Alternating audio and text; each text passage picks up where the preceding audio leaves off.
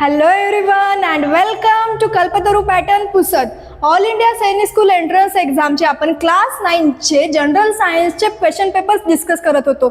यामध्ये आजचा जो आपण पाहायचा आहे तो 2022 या वर्षीचा आपण क्वेश्चन पेपर पाहणार आहोत जनरल सायन्सचा. तर पाहूया सर्वात पहिला प्रश्न. अ सेल कन्वर्ट्स, एखादी सेल कन्वर्ट करते कोणत्या एनर्जीचं कन्वर्जन कोणत्या एनर्जीमध्ये. सेल हा शब्द तुम्ही दुसऱ्या सब्जेक्ट्समध्ये सुद्धा ऐकला असेल, परंतु आपण इथे या क्वेश्चनच्या रेफरन्समधून पाहिलं तर हा केमिस्ट्रीच्या रिलेटेड आहे. तर पहा, आपण हे इलेक्ट्रोलायसिस प्रोसेसचे क्वेश्चन जे आहेत ते मागच्या तीनही व्हिडिओमध्ये पाहिलं होतं, कारण इलेक्ट्रोलायसिसचा कन्सेप्ट इतका इम्पॉर्टंट आहे की तो सगळ्या प्रिव्हियस इयरच्या क्वेश्चनमध्ये कोणत्या ना कोणत्या वेगवेगळ्या टाईपमध्ये आलेला आहे. सो मी खूपदा सांगितलंय कन्सेप्ट रिपीट होतात, ठीक आहे. तर हे पहा, अ सेल कन्वर्ट्स, ही जी सेल आहे ते कोणत्या एनर्जीचं कन्वर्जन कोणत्या एनर्जीमध्ये करताना दिसत आहे. पहा, इथे आपल्याला इलेक्ट्रिकल एनर्जी प्रोड्यूस होताना दिसत आहे. आपल्याला लास्टला इलेक्ट्रिकल एनर्जी बनवायची आहे, पण ह्या सेलमध्ये हे जे इलेक्ट्रोड दिसत आहे आणि हे इलेक्ट्रोलाइट, इलेक्ट्रोड आणि इलेक्ट्रोलाइट यांच्यामध्ये रिॲक्शन होते म्हणजेच कोणती एनर्जी होणार आहे इथे, केमिकल एनर्जी. तर ह्या केमिकल एनर्जीचं कन्वर्जन होत आहे इलेक्ट्रिकल एनर्जीमध्ये. असं आपल्याला कोणत्या ऑप्शनमध्ये दिसतं, तर पहा second option, chemical energy into electrical energy. मग याचा करेक्ट असणार आहे बी. तरी दुसरे ऑप्शन पहा, इलेक्ट्रिकल एनर्जीचं कन्वर्जन केमिकल एनर्जी बनते, याचं उलट सांगत आहे. तर हे इथे नाही पॉसिबल होत, हे होतं इलेक्ट्रोलायटिक सेल्समध्ये, तुम्ही वाचलं असेल. Then magnetic energy into electrical energy, हे तर इलेक्ट्रोमॅग्नेटिक इंडक्शनचा कन्सेप्ट गेला, इथे पण नाही. Then electrical energy into mechanical energy, electrical एनर्जीचं कन्वर्जन करायचं मेकॅनिकलमध्ये, जसे की मोटार्समध्ये असतं. तर हे पण ऑप्शन इथे नसणार आहे. तर करेक्ट ऑप्शन आपलं काय असेल, B. Next question. Read the following statements carefully and identify X, Y and Z respectively.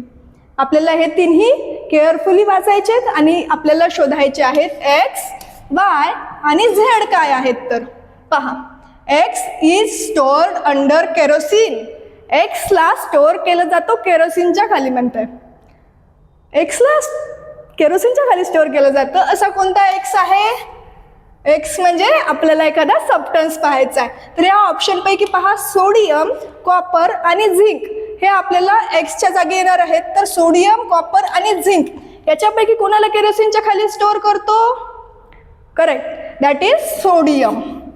इथे कॉपर आणि झिंकला स्टोअर करण्याची गरज नाही, कारण की ते बाहेर तेवढे रॅपिडली रिॲक्शन करत नाही जेवढं की एअरमध्ये मॉइश्चर सोबत, वॉटर सोबत जो आहे तो सोडियम रिॲक्ट करतो, ठीक आहे. सो आपण एक्सच्या जागी आपण इथे घेतला sodium. Then next, Y catches fire on exposure and stored in water. Y एक असा सबस्टन्स आहे ज्याला आपण एक्सपोजर दिलं तेव्हा तो डायरेक्टली बर्न व्हायला लागतो, फायर एकदम. देन अँड वॉटरमध्ये म्हणून आपल्याला त्याला स्टोअर करायला लागतं. असं काय आहे, आपल्याला तर पहिल्याचं भेटलेलं आहे सोडियम. मग हे खालचे पाहायची गरजच नाही, आपल्याला ह्या दोन्हीपैकीच पाहायचे. कोण कोण आहेत कॉम्पिटिशनमध्ये, मॅग्नेशियम आणि फॉस्फरस. तर जो व्हाईट फॉस्फरस आहे ना त्याला आपण स्टोअर करतो वॉटरमध्ये, कारण की जर आपण त्याला बाहेर ठेवलं तर तो आग लावतो. त्यामुळे हे जो आहे हा असणार आहे वाय म्हणजे फॉस्फरस. देन आपल्याला शोधायचे Z. Z reacts with water slowly. आपल्याला तसं तर आन्सर भेटलेलंच आहे, सोडियम आणि फॉस्फरस आहेत, म्हणजे ऑप्शन करेक्ट ऑप्शन असणार आहे बी. परंतु आपण पाहू वॉटर सोबत स्लोली रिॲक्शन कोण करणार आहे, सोडियम, पोटॅशियम, फेरस, कॉपर ह्यापैकी सगळ्यात स्लोली जे रिॲक्शन करेल तो असणार आहे फेरस. फेरस कसं काय वॉटर सोबत सगळ्यात स्लोली, त्याची तर आपण रस्टिंग अशा प्रोसेस ऐकलेल्या असेल. होतं रेस्टिंग वॉटर सोबत असलं, पण ते काही कंडिशन असतात, तिथं दुसऱ्या पण गोष्टी लागतात, डस्ट लागतं, ठीक आहे. त्यासाठी आपलं करेक्ट आन्सर असणार आहे ऑप्शन बी इथे. Then next question. The full form of LED is. LED खूपदा आपण ऐकतो, पण ह्या एलईडीचं फुल फॉर्म काय आहे आणि हे एलईडी नेमके काय असतात. तर हे एलईडी त्याला की आपण म्हणतो लाईट इमिटिंग डायोड्स. काय असणार आहेत? Light emitting diodes. Correct option is a. Emission diode हे याची गरज नाहीये. लाईट इमिटिंग डायोड जे की एक सेमीकंडक्टर आहेत, ज्याच्या थ्रू आपण करंट पास केला की ते असे कलरफुल लाईट्स आपल्याला भेटतात. हे पहा, हे सगळे सेमीकंडक्टर आहेत. Then the loudness of sound depends on its. साऊंडचा लाऊडनेस म्हणजे आपण जो आवाज ऐकतो तो किती मोठा आहे किंवा छोटा आहे हे कशावर डिपेंड करतं. ह्यासाठी तर आपल्याला माहीत पाहिजे की जी साऊंड वेव्ह आहे ती कोणत्या टाईपची वेव्ह आहे. वेव्स 2 टाईपच्या पाहिल्या होत्या आपण, ट्रान्सवर्स आणि लॉंगिट्युडनल. त्यापैकी जे साऊंड वेव्स आहेत त्या आहेत लॉंगिट्युडनल. आणि लॉंगिट्युडनलमध्ये काय असतं? कंप्रेशन, रेरिफॅक्शन. कंप्रेशन, रेरिफॅक्शन अशा फॉर्ममध्ये साऊंड वेव्ह ट्रॅव्हल करत असते. इथे पहा, हे कंप्रेशन रेरिफॅक्शनच्या फॉर्ममध्ये इथे साऊंड वेव्ह ट्रॅव्हल करत आहे. पण समजण्यासाठी हे अशा ट्रान्सफर वेव्ह इथे तुम्हाला दिलेलं आहे पहा. तर हे आपल्याला लाऊडनेस डिपेंड करणारी गोष्ट कोणती आहे? ॲम्प्लिट्यूड आहे, टाईम पिरियड, फ्रिक्वेन्सी, स्पीड. पहिले तर ह्या 4 गोष्टींचा मिनिंग माहीत असायला पाहिजे. ॲम्प्लिट्यूड म्हणजे काय? ॲम्प्लिट्यूड म्हटलं तर आपल्याला हे जो मीन आहे, मीन लाईनपासून ते एक्स्ट्रीमपर्यंतचं जे डिस्टन्स असतं त्याला आपण म्हणतो amplitude. Then time period. Time period म्हणजे काय? एक सायकल, एक ऑसिलेशन कंप्लीट होण्यासाठी जेवढा वेळ लागतो त्याला आपण म्हणतो time period. Then frequency. Frequency म्हणजे काय? तर सायकल्स पर सेकंड. याला म्हणतो आपण किती सायकल्स होतात एका सेकंडमध्ये, ही असते फ्रिक्वेन्सी. तर आपल्याला इथे एका सेकंडमधल्या सायकल्स मोजायच्या, ती असणार आहे फ्रिक्वेन्सी. आणि स्पीड म्हटलं तर काय? स्पीड म्हणजे डिस्टन्स अपॉन टाईम. हा तर फॉर्म्युला माहीतच असेल. परंतु वेव्हलेंथच्या तिथे स्पीड बघायची गेली तर स्पीड असताना आपण इथे डिस्टन्सच्या जागी घेतो वेव्हलेंथ आणि टाईमच्या जागी तर टाईम पिरियडच. तर याचा फॉर्म्युला अजून एक 1/t. जर टाईमचा इन्व्हर्स केला तर ती काय असणार आहे? परत फ्रिक्वेन्सी. म्हणून लॅम्डा इंटू फ्रिक्वेन्सी. फ्रिक्वेन्सीला आपण इथं न्यूने पण डिनोट करतो. ठीक आहे. तर ही झाली वेव्हची स्पीड, स्पीड ऑफ वेव्ह. हे सगळ्या छोट्या छोट्या कन्सेप्ट आहेत तुम्हाला वेव्हच्या टॉपिकमधल्या. ह्या कन्सेप्ट माहीत असल्यावर तुम्हाला ह्या 4 पैकी एकदम असं टिक झालं असतं. परंतु ह्या सगळ्या ज्या कन्सेप्ट आहेत ह्या तुम्हाला टॉपिक शिकवताना पाठ करायला सांगतात किंवा मग माहीत असाव्या लागतात. जेव्हा आपण असे क्वेश्चन सॉल्व्ह करतो ना तेव्हा ह्या कन्सेप्टकडं बघायची गरज पडू नये.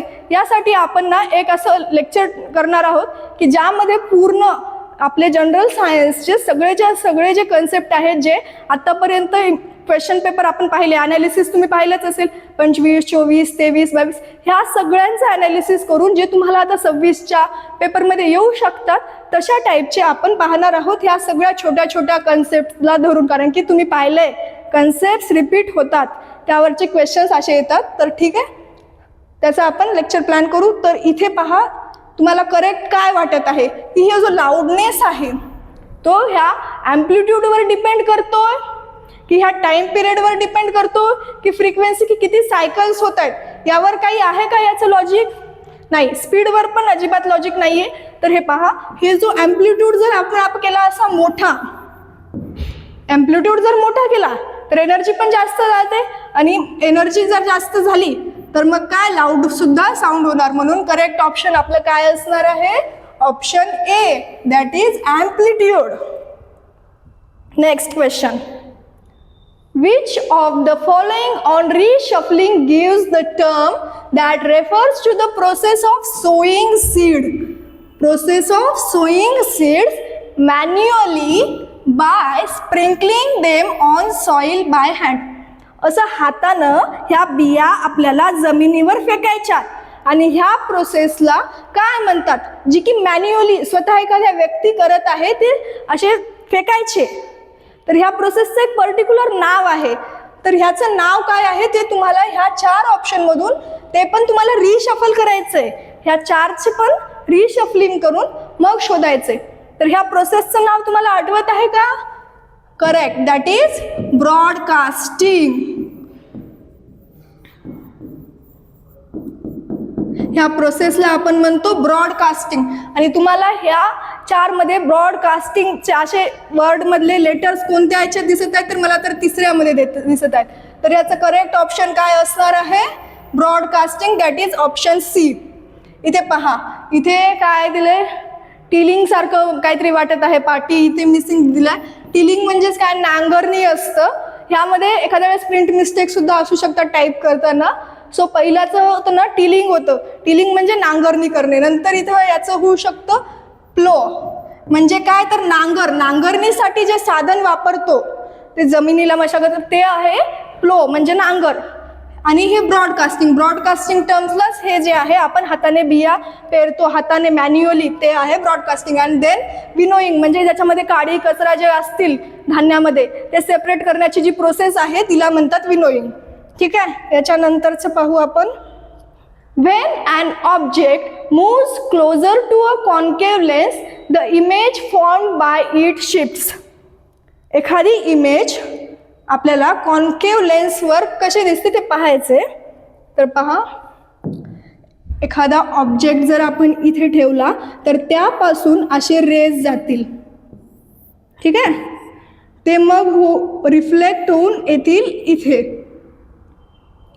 आणि इथे जी इमेज बनेल ती कशी असणार आहे ते आपल्याला सांगायचे.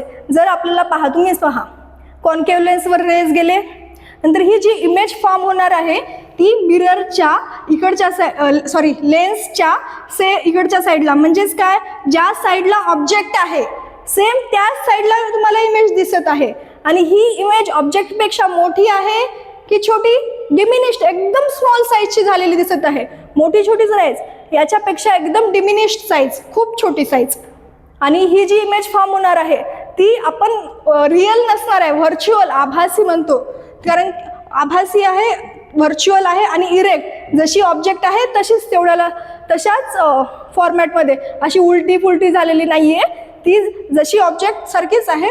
म्हणजेच काय, आपण पाहिलं व्हर्च्युअल, इरेक्ट आणि डिमिनिश्ड.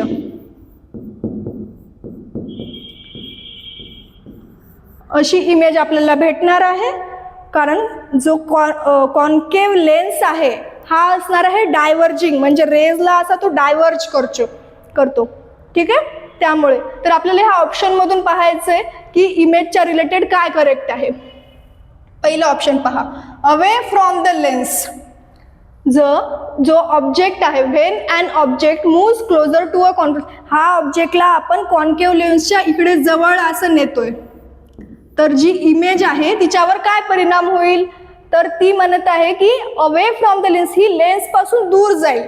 तर नाही, तो लेन्स पासून दूर नाही जाणार, लेन्सच्या उलट जवळ जाईल. तर त्याच्यामुळे ऑप्शन कटलं. Then first away and then towards the lens, असं काही नाही होत, डायरेक्ट जवळच जाईल. तर पहा, तिसरं towards the lens, this is correct option. की ही जी आहे इमेज ती जसं जसं आपण ह्या ऑब्जेक्टला समोर सरकू तशी तशी इमेज कशी होईल, ह्या लेन्सच्या जवळ जवळ जाईल. तर करेक्ट ऑप्शन असेल C. Then first towards and then हे पण नाही, चुकीचंच असेल. ठीक आहे, next question.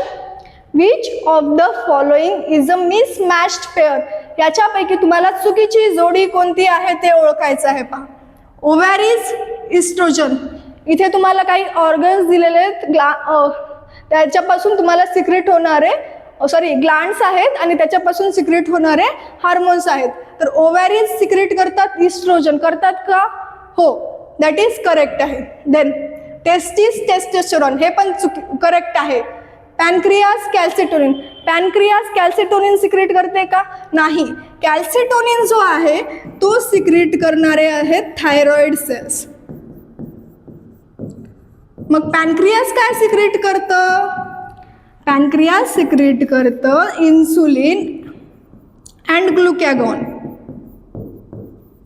And somatostatin. Glucagon, somatostatin. Then हे असेल चुकीचं. मग आपला करेक्ट ऑप्शन असणार आहे ऑप्शन सी. आपल्याला मिसमॅच म्हणजे चुकीची जोडी ओळखायची होती, तर हेच असेल. देन ॲड्रेनल ग्लँड सिक्रेट करतात corticosteroids. Yes, correct. Then which type of organisms live in the body of animals.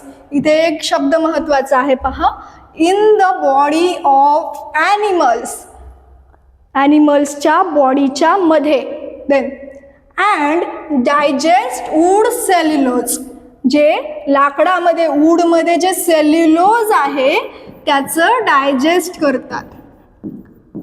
सेल्युलोजचं digest करतात. म्हणजे सेल्युलोजचं डायजेस्ट करण्यासाठी कोणती एन्झाईम लागते? जर जी एन्झाईम ब्रेकडाऊन करते तिच्या लास्टला एज लागत असतं. काय लागत असतं? एज, ASE. आणि कशाचं डायजेस्ट करत आहे? सेल्युलोज. म्हणून ह्या एन्झाईमचं नाव काय आहे जे सेल्युलोजचं ब्रेकडाऊन करते? तिचं नाव आहे सेल्युलेज. जी सेल्युलेज एन्झाईम आहे ती सेल्युलोजचं ब्रेकडाऊन करते. Then and digest wood cellulose converting it to soluble carbohydrate. सेल्युलोजचं ब्रेकडाऊन करून कार्बोहायड्रेटमध्ये, सोल्युबल कार्बोहायड्रेटमध्ये कन्वर्ट करते. तर असे कोण आहेत? तर ऑप्शनमध्ये पहा, अल्गी, फंगाय, प्रोटोझुआ आणि निमॅटोड्स. यापैकी अल्गी फोटोसिंथेटिक असतात, त्याचा इथे काही रोल नाही. फंगाय इथे तुम्हाला एक शब्दाला मी व्यवस्थित पाहायला सांगितलं होतं की in the body of animals. फंगायमध्ये तुम्हाला थोडंसं कन्फ्यूज होऊ शकतं फंगाय आणि प्रोटोझुआमध्ये, कारण की फंगाय जे आहेत ते पण करतात हेच काम, परंतु ते बॉडीच्या कोणत्या ॲनिमलच्या बॉडीच्या आत नाही करत, ते बाहेर करतात. फंगाय डिकम्पोजर्स आहेत, फंगाय पण डिकम्पोजिशनचं काम करतात, बरोबर ना. परंतु आपल्याला इथे in the body of animals हा शब्द सांगितलाय, त्यामुळे करेक्ट वरी दिसलं की हेच बरोबरला जाऊ शकतं.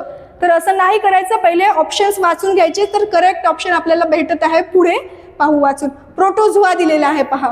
यस, प्रोटोझुआ बॅक्टेरिया जे आहेत ते वूड टर्माइट्स जे असतात, वूडवर राहणारे टर्माइट्स, ते जे प्रोटोझुआ जे आहेत ते ॲनिमलच्या बॉडीमध्ये जे वूड इटिंग असतात ॲनिमल्स त्यांच्यामध्ये राहून ह्या सेल्युलोजचं ब्रेकडाऊन करून कार्बोहायड्रेट्समध्ये कन्व्हर्जन करतात. तर करेक्ट ऑप्शन काय असणार आहे? प्रोटोझुआ. निमॅटोडा नसणार आहे, राऊंड वॉर्म्स वगैरे ते तर नाही करू शकत हे गोष्टी. ठीक आहे. Then next, metals are generally hard. काय बोललं? मेटल्स जनरली हार्ड असतात. हो हा. Then which of the following metal is an exception. परंतु ह्या हार्ड असण्याला एक एक्सेप्शन आहे आणि त्याला आपण can be cut with the knife, आणि त्या मेटलला आपण चाकूनं कापू शकतो. तर असं कोणतं मेटल आहे ह्या चारपैकी? आयर्न, सोडियम, गोल्ड आणि मॅग्नेशियम. ह्यापैकी कोणतं करेक्ट ऑप्शन असणार आहे? तर आपल्याला पहा, इथे बघितल्या वाटतं की आपण गोल्डचे तर दागिने बनवतो, मग गोल्डला आपण डायरेक्टली कट करू शकत असू. तर असं असेल का? अजिबात नाही.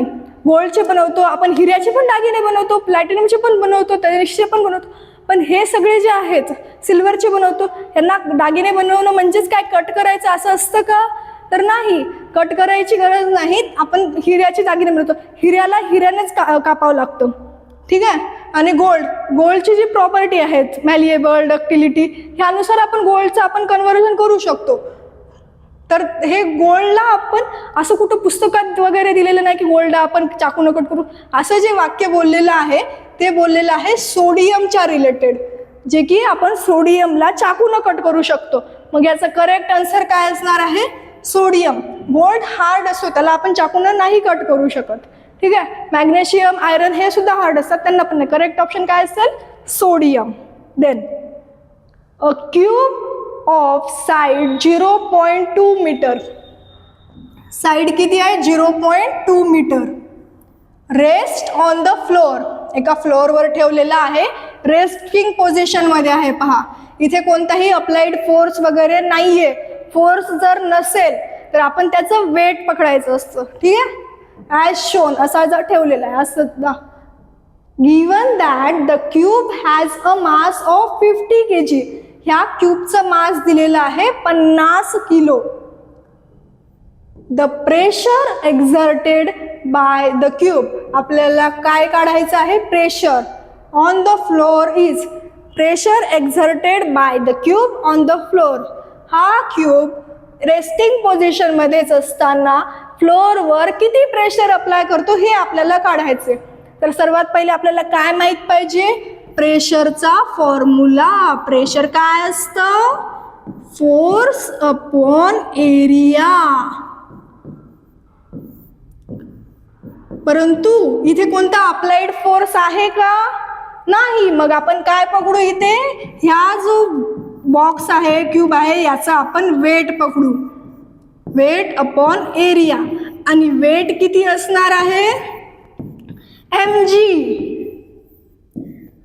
आणि एरिया किती आहे, आणि ह्याचा 0.2 मीटर आहे. तर 0.2 इंटू 0.2 असेल. m किती आहे 50 आणि g आहे आपला 10.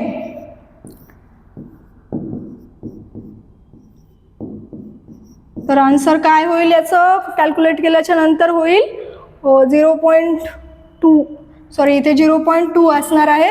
हे 2 पॉइंट गेले आणि वरी 2 शून्य एक्स्ट्रा लागले आणि हे 4. याचं केल्यानंतर होईल 12,500 न्यूटन पर मीटर स्क्वेअर. हे असेल करेक्ट आन्सर. तर याचं असेल ऑप्शन 4. नेक्स्ट क्वेश्चन, सॉरी आपलं हे जे आपण क्वेश्चन्स इतके सारे पाहत आहोत, ह्याचे जे नोट्स आहेत प्लस तुमचे 9वी 10वी सगळे शालेय स्पर्धांचे जे नोट्स आहेत ते तुम्हाला आपल्या कल्पतरू पॅटर्न ऑफिशियलच्या टेलिग्राम चॅनलवर भेटतील. हा जो तुम्हाला स्कॅनर दिसत आहे याला स्कॅन करून तुम्ही त्या ग्रुपला जॉईन होऊ शकता. ठीक आहे. त्यानंतर पाहू next question. A small hole P is made in a piece of cardboard. एक छोटासा होल बनवलाय पी नावाचा इथे. ठीक आहे, हा दिसत आहे, हा पीस ऑफ कार्डबोर्ड मध्ये. The hole is illuminated by a torch. आणि ह्या टॉर्चनं आपण ह्याला इल्युमिनेट केलंय. The ray of light coming out of the hole. एक रे ऑफ लाईट ह्या होल मधून पास होत आहे आणि तो मिररवर जात आहे. At which point should the eye be placed so that the whole can be seen? कोणत्या प्लेसवर आपण आपला डोळा ठेवू ज्यामुळे आपल्याला हा जो रिफ्लेक्टेड रे आहे तो व्यवस्थित दिसेल. हा जो आहे रिफ्लेक्शन ऑफ रेज चा नावाचा कन्सेप्ट आहे पहा, त्यामध्ये तुम्हाला रिफ्लेक्शनचे रूल्स दिलेले आहेत. तर हा जो तुम्हाला इथून रे पास होत आहे हा कुठे येईल, आपल्याला डोळा कुठे ठेवू, तर हा जो ज्या अँगलनं गेला इथून 45 गेलेला तर इथून 45नच आपल्याला वापस येताना दिसेल. मग आपण डोळा कुठे ठेवायला पाहिजे, तर आपण जर इथे डोळा ठेवला आपला तर आपल्याला तो रिफ्लेक्टेड जो आहे तो आपल्याला दिसेल. तर आपल्याला ऑप्शन आपल्याला बी वर ठेवायला पाहिजे. मग करेक्ट ऑप्शन काय असणार आहे, B. The sex determining system in which males are XY. Males आहेत XY आणि फिमेल्स आहेत XX is found in all. अशी सिस्टीम आपल्याला कोणामध्ये दिसते, जिथे की मेल XY आहेत आणि फिमेल XX आहेत. ऑप्शन पाहू, मल्टी सेल्युलर ऑर्गॅनिझम. सगळ्याच्या सगळ्या मल्टी सेल्युलर ऑर्गॅनिझम मध्ये ही सिस्टीम असते का, नाही. कोणामध्ये ZW असते जी की बर्ड्स मध्ये असते, कोणाकोणामध्ये हॅप्लोडिप्लॉन्टिक असते. ठीक आहे, जे की इन्सेक्ट्समध्ये काही हॅप्लोडिप्लॉन्टिक. तर ह्या सगळ्या गोष्टी ज्या आहेत मल्टी सेल्युलर ऑर्गॅनिझम आपण असं एवढं वाईड ऑप्शन नाही घेऊ शकत.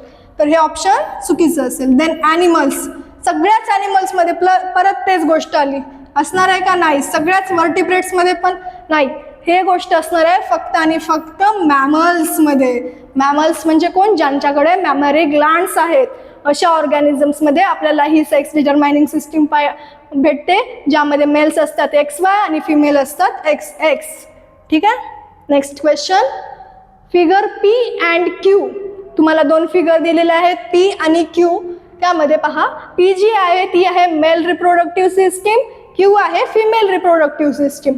How do reproductive cell produced in P differ from those produced in Q in terms of production and storage.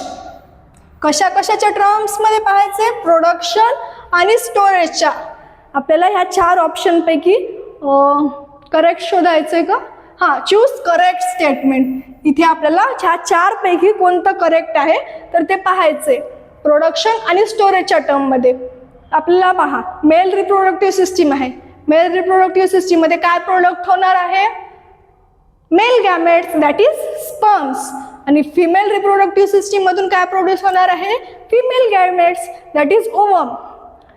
आणि ह्याचं पहा, पहिला ऑप्शन पहा, मॅच्युअर सेल्स ऑफ पी म्हणजे can get stored for longer periods in reproductive tract, whereas in Q only immature cells remain stored. असं असतं का? नाही. मॅच्युअर्स, हे जे मॅच्युअर सेल्स आहेत पीचे, जे की खूप जास्त काळासाठी स्टोअर केले जातात म्हणे रिप्रोडक्टिव्ह ट्रॅक्टमध्ये, आणि क्यूचे जे आहेत म्हणजे फिमेलचे इमॅच्युअर सेल्स रिमेन स्टोर्ड. असं होत नाही, तर हे ऑप्शन असेल चुकीचं. Then P produces fewer reproductive cells than Q does. P मध्ये Q पेक्षा कमी रिप्रोडक्टिव्ह सेल्स प्रोड्यूस होतात. स्पर्म्सचा जो नंबर असतो जास्त असतो ते, आणि फिमेलचे जे असतात ते डिजनरेट व्हायला लागतात. जे पण बनतात ते असतात, जेव्हा मध्ये असते एखादी फिमेल तेव्हा तिच्यामध्ये ओवम जेवढे बनतात तेवढेच, त्याच्यानंतर ते डिजनरेट व्हायला लागतात. आणि त्यानंतर ॲट द प्युबर्टी यायच्या टाईमला तिच्यामध्ये खूप कमी राहतात, आणि ते पण हळूहळू नंतर डिजनरेट होऊन ॲट द मेनोपॉज ते सगळे कमी होऊन जातात. ठीक आहे, तर हे असणार आहे चुकीचं ऑप्शन. आणि मेलचे जे असतात गॅमेट्सचा विचार केला तर ते कंटिन्यूली बनत जातात डेथपर्यंत, तर त्याचा काही प्रॉब्लेम नाही ना. तर फ्युअर रिप्रोडक्टिव्ह सेल्स नसणार आहेत. Then reproductive cell produced by P do not show mobility. P पासून म्हणजेच काय? Sperms do not show mobility. असं काही होणार आहे का? नाही. उलट स्पर्म्सलाच काय असते? मोबिलिटी असते.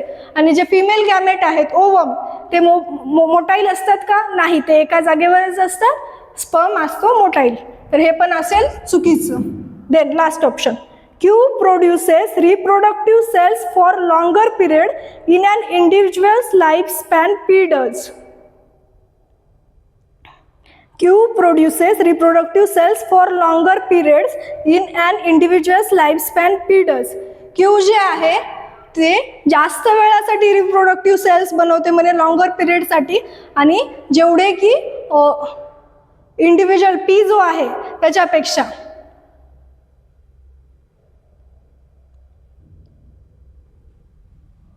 तर हे असणार आहे चुकीचं, कारण की क्यू रिप्रोडक्टिव्ह सेल्स जास्त वेळासाठी बनवते.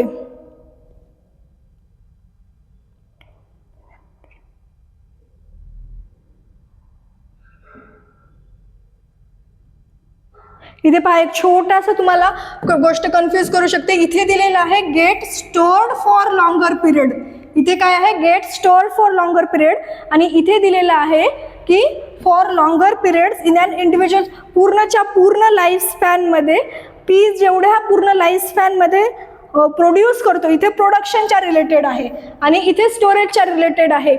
तर प्रोडक्शनची गोष्ट केली तर इथे दिलेलं आहे की पीचे जे मॅच्युअर सेल्स आहेत ते जास्त वेळासाठी स्टोअर राहतात म्हणे इन अँड रिप्रोडक्टिव्ह. आणि इथे काय दिले? जे असतात की प्रोड्यूस होतात longer period in an individual life span than P does. तर हे जो क्यू आहे इथे उलट सांगितले, त्याच्यामुळे हे पण ऑप्शन काय असेल? चुकीचं. तर इथे स्टोअर्ड फॉर लॉंगर पिरियड्स असल्यामुळे हे आपलं ए ऑप्शन जो आहे ते करेक्ट असणार आहे. आपलं थोडंसं वाचण्यात चुकी झाली की हे स्टोरेजच्या रिलेटेड आहे. तर करेक्ट ऑप्शन काय असणार आहे याचं? ए ऑप्शन, जे की मॅच्युअर सेल पीचे आहेत ते जास्त वेळासाठी स्टोअर केले जाऊ शकतात. Then a rubber sucker when pressed on a surface sticks to it because. जो रबर सकर आहे तो प्रेस केल्याच्या नंतर एखाद्या सरफेसला चिटकून राहतो, तर त्याचा मागे लॉजिक कोणता आहे? तर ह्याच्यापैकी आपल्याला gravitational pull acts on it. Gravitational pull act करतो पण तेवढा जास्त रोल नसणार आहे. Atmospheric pressure acts on it. हे पहा, हे जो रबर सकर आहे हे एक्सपेल करते एअर सगळी बाहेर टाकल्याच्या नंतर याच्यात काय राहणार आहे? काहीच एअर नाही, म्हणजेच काय व्हॅक्यूम असणार आहे. मग ह्याला खाली जाण्यासाठी जे आउटसाइडचं काहीतरी प्रेशर असेल, आणि आउटसाइडचं प्रेशर म्हणजेच काय असणार आहे, ॲटमॉस्फेरिक प्रेशर. ॲटमॉस्फेरिक प्रेशर याच्यावर ऍक्ट केलं म्हणून तो खाली चिपकून राहू शकतो. मग करेक्ट ऑप्शन आपलं काय असणार आहे, ऑप्शन बी. देन तिसरं, rubber sucker has some glycerine in it. काही लॉजिकच नाही ग्लिसरीनचं इथे, ठीक आहे. Then atmospheric pressure does not act on it. नाही, ॲटमॉस्फेरिक प्रेशरच ऍक्ट होत आहे, तर करेक्ट ऑप्शन असेल B. Next question, which of the following statements is not true. इथे दिलेलं आहे पहा, नॉट ट्रू. जे चुकीचं नाहीये म्हणजेच काय, फाल्स आपल्याला ओळखायचं आहे. Yellow flame are ideal for heating. Yellow flame ideal for heating असतात. हे पहा, तुम्हाला हे जो येलो फ्लेम दिसत आहे बाहेरचा भाग, तो हिटिंगसाठी असतो म्हणे. तर नाही, गॅस जो असतो, तुम्ही गॅसचंच उदाहरण घ्या. गॅसमध्ये काय, हा जो ब्ल्यू लाईट आहे तो दिसत आहे, ब्ल्यू लाईट हिटिंगसाठी असतो. तो थोडासा जास्त हॉट असतो as compare to this yellow. Yellow जो असतो थोडासा कूल असतो. तर हिटिंगसाठी जो रिस्पॉन्सिबल आपल्याला पाहायचा आहे तो आहे ब्ल्यू. तर ह्यामुळे आपलं पहिलंच ऑप्शन काय वाटतंय आपल्याला, चुकीचं. मग याचं करेक्ट काय असणार आहे, या क्वेश्चनचं आन्सर ए. तरी दुसरे पहा, the substance which vaporise during burning give flames. एखादा सबस्टन्स आपण व्हेपराइज करतोय बर्निंगच्या टाइमला, तर तो असे फ्लेम्स देतो म्हणे. करेक्ट आहे. Then luminous zone contains unburned carbon particles. Luminous zone म्हणजेच काय, हा जो बाहेरचा येल्लो झोन दिसत आहे ज्याच्यामध्ये अनबर्न्ड कार्बन पार्टिकल्स असतात म्हणे. करेक्ट आहे. Then the non luminous zone has highest temperature. Non luminous zone आता सांगितलं की तो हॉट असतो as compare to yellow. Obviously मग त्याचं टेम्परेचर कसं असणार आहे, जास्त. मग आपलं याचं करेक्ट आन्सर काय होतं, फाल्स. आपल्याला चुकीचं ओळखायचं होतं, A. Next, loudness of sound is measured in units of. साऊंडचं लाऊडनेस मेजर करण्याचं युनिट काय आहे म्हणतोय. पहा, पहिलं डेसिबल. करेक्ट आहे. साऊंडचा लाऊडनेस आपण डेसिबलमध्येच मोजतो. दुसरं आहे हार्ट्स. हार्ट्स जे आहे ते फ्रिक्वेन्सीचं युनिट होतं पहा. Then metre. मीटर कशाचं आहे, डिस्टन्सचं. मीटर पर सेकंड हे कशाचं असणार आहे, स्पीडचं. Next, crop rotation is perform to. Crop rotation कशासाठी करतो आपण. पहिलं ऑप्शन पहा, improve the fertility of soil. सॉइलची जी सुपीकता आहे, फर्टिलिटी, जे नवीन क्रॉप येईल ते येण्याची कॅपॅसिटी जी आहे ती इम्प्रूव्ह करते म्हणे. करेक्ट आहे. यासाठी आपण क्रॉप रोटेशन करतो. Save nitrogenous fertiliser.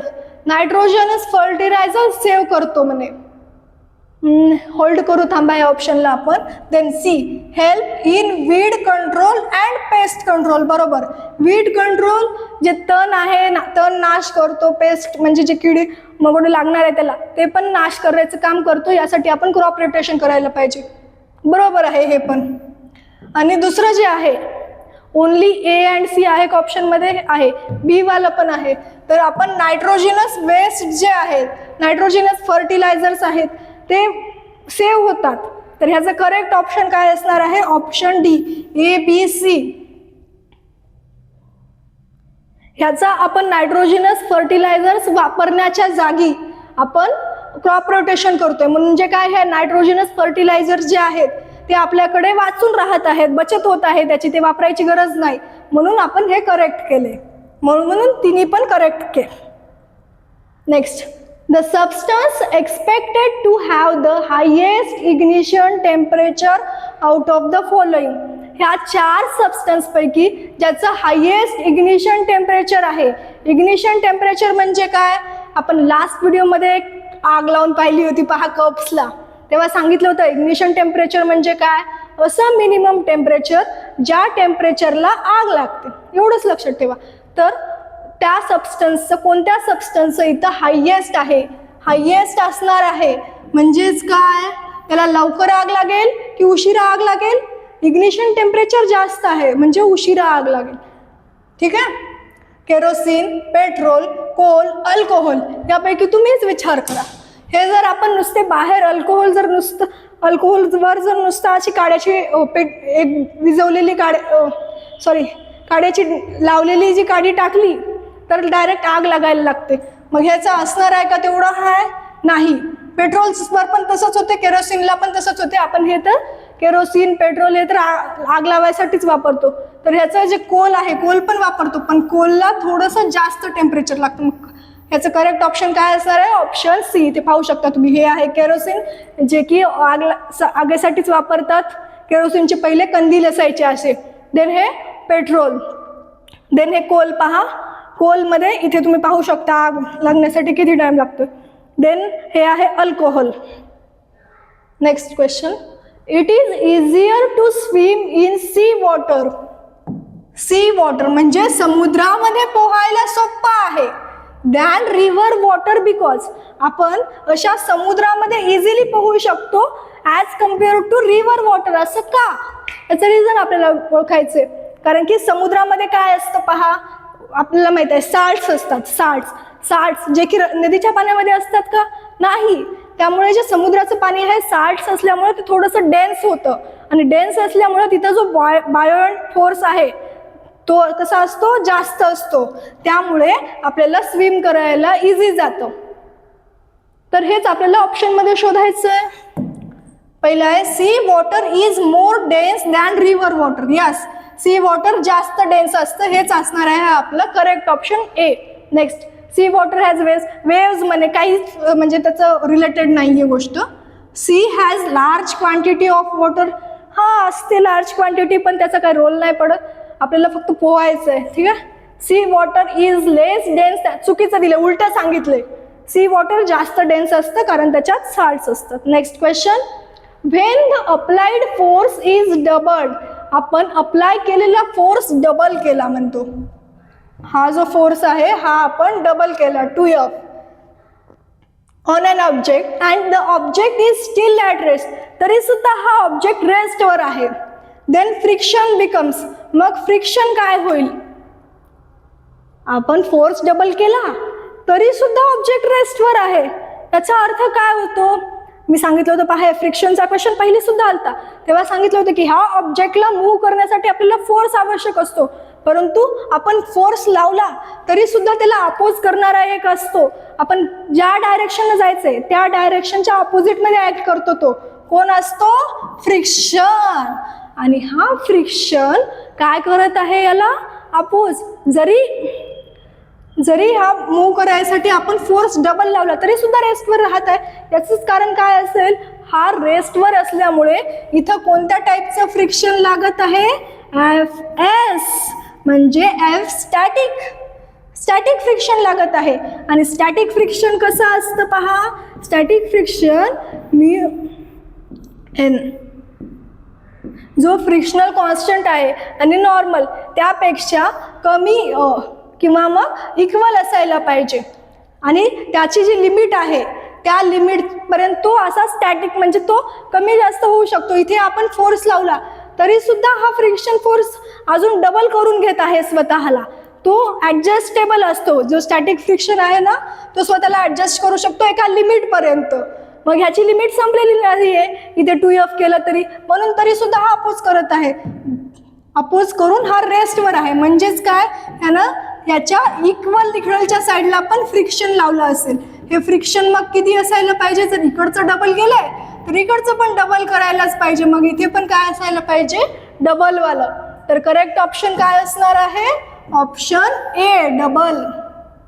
ठीक आहे. Next question. Study the given correlation. एक कोरिलेशनचा क्वेश्चन आहे पहा. Heat treatment, sterilisation. स्टरलायझेशन म्हणजे काय? निर्जंतुकरण. आपण सर्जरीचे पाहतो पहा, जेव्हा इन्स्ट्रुमेंट्स बाहेर काढून ठेवलेले असतात तेव्हा त्यांना सर्जरी झाल्यानंतर त्यांना क्लीन करण्यासाठी त्यांना स्पिरिट किंवा मग अल्कोहोल टाकून तिथे आग लावून दिली जाते. त्याच्यामुळे त्याचं निर्जंतुकरण, जे पण बॅक्टेरिया वगैरे काही राहिले असतील तर ते जळून मरून जातात. ती दिली जाते ही ट्रीटमेंट आहे स्टरिलायझेशनसाठी. असं तर तसंच आपल्याला ओळखायचं आहे की व्हॅक्सिनेशनसाठी आपण काय करतो. व्हॅक्सिनेशनमध्ये काय? व्हॅक्सिनेशनसाठी आपण करतो इम्युनायझेशन जे इंजेक्शननं ह्या बाळाच्या स्किनमध्ये आपण जे टाकत आहोत, इंजेक्ट करत आहोत अँटीजॉन वगैरे, तेच आहे व्हॅक्सिनेशन प्रोसेस. त्यासाठी हे जे करत आहोत याला म्हणतात इम्युनायझेशन. तर त्याचं करेक्ट ऑप्शन असणार आहे बी. दुसरे ऑप्शन पाहिले झाले तर पाश्चरायझेशन. पाश्चरायझेशन जे की मिल्क प्रोसेस च्या रिलेटेड आहे की मिल्कमधले बॅक्टेरिया किल करण्यासाठी पाश्चरायझेशन प्रोसेस केली.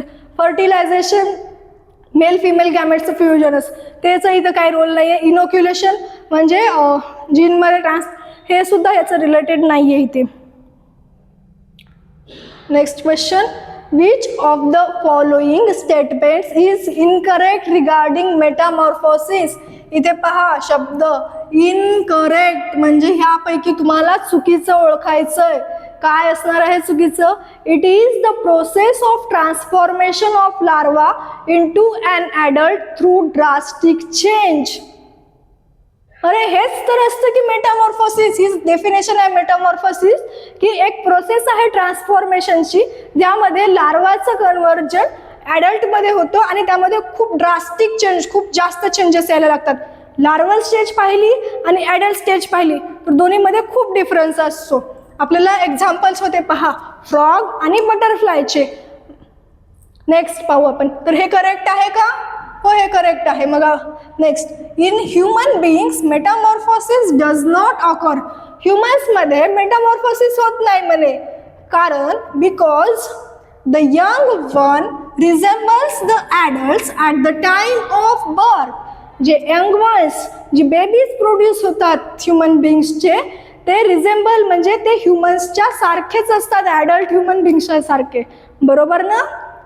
त्यामुळेच इथे मेटामॉर्फोसिस दिसत नाही. हे पण ऑप्शन करेक्ट आहे. Life cycle of butterflies is completed in 4 stages. बटरफ्लायची लाईफ सायकल 4 स्टेजेसमध्ये असते. Egg, larva, pupa and adult. हो हे 4 असतात. Then a tadpole that hatches out of the egg resembles the adult frog in almost all respect. In almost all respect दिलेला आहे पहा. ते पण कोणामध्ये बोलतोय हा? फ्रॉगमध्ये. आत्ताच आपण पाहिलं मेटामॉर्फोसिस इथं ड्रास्टिक चेंज दिलेला आहे. ड्रास्टिक चेंज खूप सारे बदल होतात आणि आपण इथं बोलतोय की हा रिझेंबल करतोय. आहे का पॉसिबल? अजिबात नाही. कारण की फ्रॉगमध्ये मेटामॉर्फोसिस होतं. मग इथे चेंजेस येणार. याचं आपण पहा. मग याचं करेक्ट ऑप्शन आपल्याला काय असणार आहे? चुकीचं ओळखायचं होतं तर हे ऑप्शन डी असणार आहे आपलं करेक्ट. तरी आपण एक वेळेस पाहू की ही बटरफ्लायची लाईफ सायकल काय आहे. पहिली स्टेज जो की एग असतो. बटरफ्लाय जे ॲडल्ट बटरफ्लाय आहेत ते एग्स ले करतात आणि त्यानंतर त्या एग्स पासून अशा छोट्या छोट्या अळ्या दिसत आहेत पहा. ह्या अळ्यांनाच आपण म्हणतो लार्वा. हे आहेत कॅटरपिलर लार्वा. देन ह्या लार्वाचं कन्व्हर्जन होतं प्युपामध्ये जे की क्रायसॅलिस म्हणतो. त्या लार्वाच्या बाहेरून एक असं कठीण आवरण तयार होतं, कोटिंग तयार होते आणि ह्या प्युपाचं मग होतो ॲडल्ट बटरफ्लाय. आणि हा ॲडल्ट बटरफ्लाय नंतर परत एक करतो आणि अशी लाईफ सायकल कंटिन्यू चालत राहते. मग बटरफ्लायच्या लाईफ सायकल मधले 4 मेन स्टेजेस कोणते? Egg, larva, pupa and adult. पहा जो लार्वा आहे स्टेज आणि ॲडल्ट ह्यामध्ये तुम्हाला बघताच खूप सारे चेंजेस दिसत आहे. एकदम ड्रास्टिक चेंज आहे ना? सेम फ्रॉगच्या लाईफ सायकलमध्ये. फ्रॉगच्या लाईफ सायकलची ही स्लाईड तुम्हाला पाहिल्यासारखी वाटत असेल पहा. आठवते का ही स्लाईड? मागच्या आपण जे 24चा पेपर घेतला होता तेव्हा सुद्धा ही अशीच 24-23च्या ह्याच्यामध्ये 2 वेळेस आलेला होता हा क्वेश्चन. मला आठवतो की त्यापैकीच एक स्लाईड आहे लाईफ सायकल ऑफ फ्रॉग. आपण पाहिलं होतं इथे मेटामॉर्फोसिस होतं. जो ॲडल्ट फ्रॉग आहे तो एग्स ले करतो. देन त्याचे एम्ब्रिओ. देन अर्ली टॅडपोल ज्याला की टेल आहे, गिल्स असतात. देन लेट टॅडपोल्स याला गिल्स टेल्स असतात. टॅडपोलचा जो लार्वा आहे त्याच्यामध्ये हे येतं यंग फ्रॉगलेट. त्याच्यानंतर परत ॲडल्ट फ्रॉग. अशा टाईपची याची लाईफ सायकल असते. Next Metamorphosis. हा आपण पहा मी म्हणलं ना कन्सेप्ट रिपीट होतात. हे मेटामॉर्फोसिसच्या कन्सेप्टचा रिलेटेडच क्वेश्चन होता पहा जो की 2023 मध्ये आला होता. कधी आलता? 2023 मध्ये. ज्यामध्ये विचारलं होतं की Metamorphosis is frog is controlled by this hormone. Metamorphosis होते कोणत्या हार्मोनमुळं? तर याचा आन्सर ज्यांनी मागचे व्हिडिओ पाहिले त्यांना माहीत असेल. करेक्ट आहे काय? थायरॉक्झिन. थायरॉक्झिन हार्मोनमुळं होत असतं हे सगळं. इथे दिलेलाच आहे पहा. यासाठीच आपल्याला प्रिव्हियस इयरचे क्वेश्चन सॉल्व्ह करणं खूप इम्पॉर्टंट असतं. यासाठी कल्पतरूने एक लेक्चर प्लॅन केलेलं आहे, ज्यामध्ये तुम्हाला हे सगळे जे प्रिव्हियस इयरचं ॲनालिसिस करून ह्या सगळ्या प्रिव्हियस इयरचे क्वेश्चन प्लस सगळे ट्रिक्स ह्या सगळ्या गोष्टी आणि जनरल सायन्सचा क्लास 9चा सगळ्याच्या सगळा सिलेबस आहे तो तुम्हाला एकाच लेक्चरमध्ये भेटून जाईल, वन शॉटमध्ये. तर तुम्ही अवश्य पहा. ठीक आहे. नेक्स्ट क्वेश्चन पाहू. Which of the following statements about plastics is true. प्लास्टिकच्या रिलेटेड आहे पहा क्वेश्चन, की ह्यापैकी तुम्हाला ट्रू विचारलेलं आहे. सॉरी, इथे एक छोटीशी प्रिंट मिस्टेक आहे प्रिंट करताना या क्वेश्चनमध्ये. इथे ट्रू नाही आहे, इथे तुम्हाला ओळखायचं आहे फाल्स, कारण की इथे तुम्हाला 3 ऑप्शन करेक्ट भेटणार आहेत. पाहू आपण. All plastics do not have same arrangement of monomer units. सगळ्याच्या सगळ्या प्लास्टिकमध्ये सेम अरेंजमेंट भेटत नाही म्हणते. इथे दिले डू नॉट हॅव. हो, नसते सगळ्याच याच्यात, हे पण करेक्ट आहे. Then melamine resist fire and can tolerate heat better than other plastics. Melamine heat resist करू शकते आणि अदर प्लास्टिक्सपेक्षा बेटर आहे, हे पण correct. Plastics with cross linked monomers are also. Cross लिंकचे पण असतात प्लास्टिकमध्ये, हे पण करेक्ट आहे. The application of plastics is limited. नाही, प्लास्टिकचं ॲप्लिकेशन खूप जास्त आहे. आपण पाहिलं असेल खूप साऱ्या ठिकाणी प्लास्टिक शिवाय तर जगणं असल्यासारखं झालंय. प्लास्टिकचा यूज खूप जास्त आहे, तर हे ऑप्शन चुकीचं असेल. तर आपलं करेक्ट आन्सर काय असणार आहे? ऑप्शन 4. हा जो प्लास्टिकच्या रिलेटेडचा कन्सेप्ट होता हा AISSEE 2024 मध्ये सुद्धा आलेला होता. 2024चा प्रश्नपत्रिका पाहताना आपण पाहिलेला आहे. हा क्वेश्चन तुम्हाला आठवत असेल पहा. Polythene and PVC are examples of. Polythene आणि PVC कशाचे एक्झाम्पल्स पाहिले होते? थर्मोप्लास्टिक्सचे. मग हे थर्मोसेटिंग काय, मेलामाइन काय, बॅकलॅश, हे आपण त्या सिरीजमध्ये आपण त्या लेक्चरमध्ये पाहिलं होतं. त्यामुळेच प्रिव्हियस इयरचे करणं इतकं इम्पॉर्टंट आहे की तुम्हाला जे प्रिव्हियस इयरचे आहेत त्याच्यानुसारच पुढेचे जे क्वेश्चन पेपर येणार आहेत ते तशाच टाईपचे येतात. कन्सेप्ट सेमच असतात थोडाफार क्वेश्चनमध्ये, त्यामुळे कन्सेप्ट त्यासाठी आपलं लेक्चर अवश्य पहा. ठीक आहे. ह्यामध्ये हे पहा, जे थर्मोप्लास्टिक आहेत ते असतं लिनियर आणि ब्रांच, आणि जे थर्मोसेटिंग प्लास्टिक आहे ते असणार आहे क्रॉस लिंक्ड. हीट केल्याच्या नंतरच्या गोष्टी आहेत त्या. देन थर्मोसेटिंग प्लास्टिकचं जे क्रॉस लिंक स्ट्रक्चर आहे त्यामध्ये 2 एक्झाम्पल दिलेले आहेत. एक मेलामाइन आहे जे की आपले कुकिंग युटेन्सिल्स आहेत, मग झालं ह्या सगळ्या गोष्टीसाठी आपण वापरू शकतो. आणि जे बॅकेलाइट आहे तो इलेक्ट्रिक स्विचेस, मोबाईल ह्याच्यासाठी गोष्टी वापरतात. Next question. A toy car released with the same initial speed. Same initial speed. जी इनिशियल स्पीड आहे ती सेम असणार आहे सगळ्या ह्याच्या. Will travel farthest on. सगळ्यात पुढं ह्या 4ही गोष्टीवर आपण एक इलेक्ट्रिकल कार अशी पाठवली तर ती सगळ्यात जास्त पुढे कुठे जाईल आपल्याला असा क्वेश्चन आहे. तर ह्यासाठी काय मी आता सांगितलं पहा, फ्रिक्शन सांगताना एखादी गोष्ट मूव्ह करते तर त्या गोष्ट मूव्ह करताना तिला मागे खेचणारा कोण असतो? फ्रिक्शन. बॉडीला मुवमेंटला मागे खेचणारा फ्रिक्शनच आहे. हे जर ही कार आपल्याला ह्याच्यावरून पाठवायची तर आपल्याला इथे कशाचा रोल पाहावा लागेल? फ्रिक्शनचा. तर आपण जर ही कार ह्या ब्रिक्सवरून पाठवली, ह्या सिमेंटवरून, मड म्हणजे चिखलामधून, किंवा मग एक पॉलिश्ड मार्बल सरफेस आहे त्याच्यावरून पाठवली तर ती अशी एकदम स्मूथली फास्ट कुठे जाईल? जिथं फ्रिक्शन सगळ्यात कमी असेल. मडची गोष्ट केलीस आपण पहा, मडी सरफेस दिलेला आहे. सगळ्यात पहिलं ऑप्शन आहे मडी सरफेस. म्हणजेच काय? असा चिखल. ह्या चिखलामध्ये म्यूची व्हॅल्यू कशी असणार आहे पहा, फ्रिक्शन कसं असणार आहे? इथं खूप जास्त असणार आहे या 4च्या कंपॅरिमध्ये. उलट इथं सगळ्यात हळू गाडी जाईल. तर हे ऑप्शन असणार आहे का करेक्ट? नाही. Then next, polished marble surface. ह्या 4चा विचार करा फक्त. 4पैकी सगळ्यात स्मूथली गाडी, सगळ्यात कमी फ्रिक्शन कोण लावेल, कुठे लावेल? ही पॉलिश मार्बल सरफेस. म्हणून गाडी कशी तर एकदम अशी स्मूथली फास्ट जाईल. तर याचं करेक्ट ऑप्शन आपल्याला इथंच भेटलं, पॉलिश मार्बल सरफेस. ठीक आहे. देन सिमेंटेड सरफेस आणि ब्रिक सरफेस. इथे पण फ्रिक्शन ह्या मार्बलपेक्षा थोडंसं जास्तच असेल. करेक्ट ऑप्शन असणार आहे polished marble surface. Next question, I am the source of synthetic polymer. मी एक सिंथेटिक पॉलिमरचा सोर्स आहे. म्हणजे काय सिंथेटिक पॉलिमर्स म्हणजे काय? असे पॉलिमर्स जे की आपण लॅबमध्ये सुद्धा बनवू शकतो. आर्टिफिशियल मॅनमेड पॉलिमर्स असतात, त्याचा सोर्स आहे म्हणे.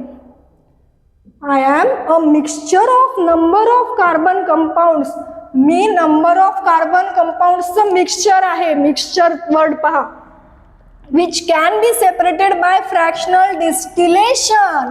फ्रॅक्शनल डिस्टिलेशननं आपण त्याला सेपरेट करतो, ना की हे प्रोडक्ट विचारलेत. असा इथला आपल्याला सबस्टन्स विचारलाय ज्याच्यानंतर सेपरेट होतो. पहा ऑप्शन्स वाचा. Petrol, diesel, petroleum, kerosene. इथे तुम्हाला फ्रॅक्शनल डिस्टिलेशन माहीत असेल तर हे तुम्हाला करेक्ट लगेच लक्षात येईल की हे जे तुम्ही पाहिलं पेट्रोल, डिझेल, केरोसिन हे फ्रॅक्शनल डिस्टिलेशनच्या नंतर इथे बनणारे आहेत. पण इथे जो सोर्स आहे तो कोण आहे? पेट्रोलियम. तर करेक्ट ऑप्शन असेल आपलं ऑप्शन सी. अशाच पद्धतीने आपलं हा क्वेश्चन पेपर व्यवस्थितपणे संपवलेला आहे. तर तुमच्यासाठी एक छोटासा थॉट आहे पहा, अनलॉक युअर पोटेन्शियल. म्हणजेच काय? तुम्ही तुमच्या क्षमता ओळखा. तुमच्यामध्ये जे पण गोष्टी आहेत त्या तुम्हाला आत्ताच ओळखा. कारण की 10वीच्या नंतर 11वी 12वी जेव्हा येते तेव्हा तुमचा करिअर एकदम स्टार्ट व्हायला लागतो.